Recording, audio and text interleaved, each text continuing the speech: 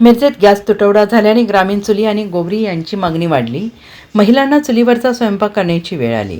मिरज शहरामध्ये gas cylinder तुटवडा निर्माण झाल्याने ग्रामीण चुली आणि शेणीच्या गोवरी यांना मागणी वाढलेली आहे। गॅस सिलेंडरसाठी ग्राहकांच्या लांबच्या लांब रांगा दिसून येत आहेत।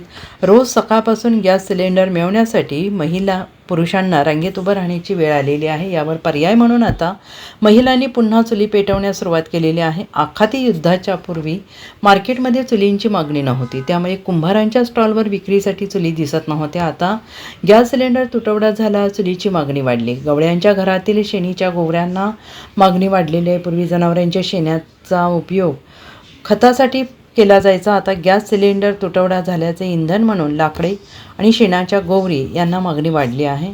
आणि हा असाच तुटवडा सुरू राहिला तर ग्रामीण सारखी परिस्थिती शहरामध्ये निर्माण होईल अशी शक्यता वर्तवली जाते आहे। Bureau report, SBN Marathi, Miraj.